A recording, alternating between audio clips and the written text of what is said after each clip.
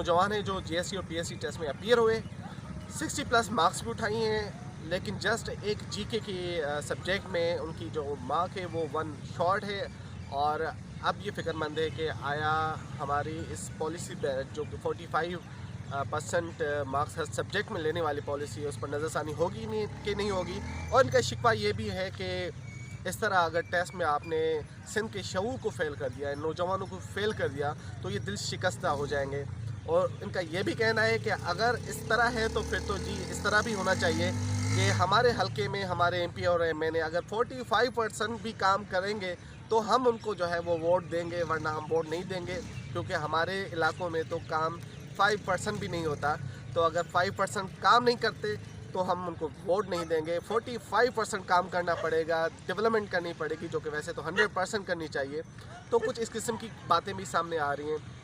और सिंध का जो शऊर पे जो इस वक्त मीडिया में जो सिंध के शऊर या नौजवानों की जो नौजवानों पर जो ताने मारे जा रहे हैं कि सिंध के नौजवान देखें फ़ेल हो चुके हैं, तो इनका ये भी कहना है कि सिंध का नौजवान फ़ेल नहीं हुआ, ये सिंध की पॉलिसी फ़ेल हुई है।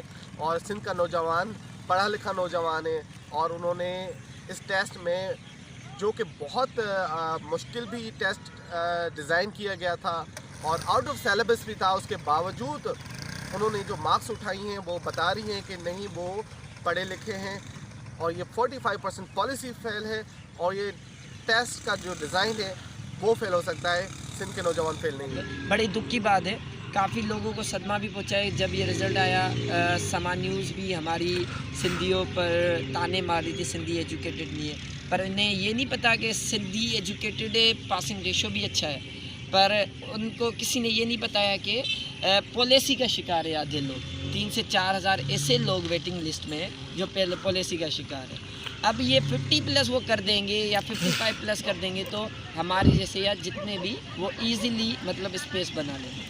तो मैंने जो है वो तकरीबन 6 महीने से तैयारी की है। उसके अलावा मैं प्राइवेट स्कूल्स के अंदर JST टीचर, HST टीचर हूँ। मैं 9th मैट्रिक क्लासेस को भी पढ़ाया है। मैंने इस बार जो JST की टेस्ट किए उसमें मेरे 66 मार्क्स आए हैं। मैं ये कहना चाहता हूँ कि कोई नाइल नहीं है, आप 45 पॉलिसी को ख़त्म करें। ये 45 पॉलिसी जो है ये मुझे लगता है कि एक्सपर्ट की बनाई हुई नहीं है।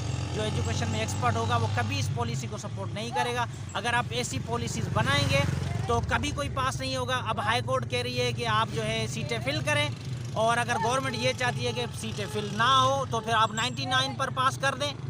आप रख दें कि 99 पर पास होगा बंदा, अब 99 कोई नहीं उठाएगा, आप उसको फेल कर दें और हाई कोर्ट को कह दें कि भाई बंदे पास ही नहीं हुए।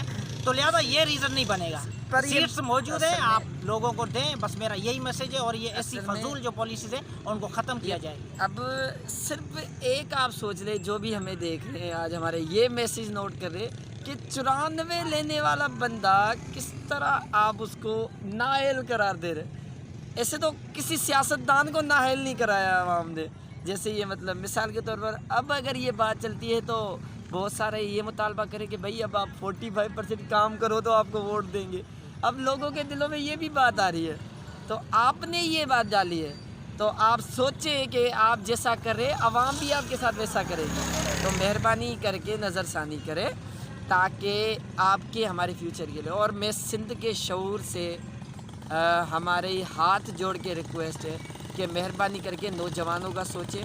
तारीख़ में आपका नाम सुनहरे अल्फाजों में लिखा जाएगा अगर आप इनके लिए मतलब बात करेंगे। तो ये मौका है, ऐसा ना हो कि फिर आप सबको सिंध के नौजवान मौका परस्त समझे कि जब जंग जारी थी आप लोग साइड से निकल गए। मेहरबानी।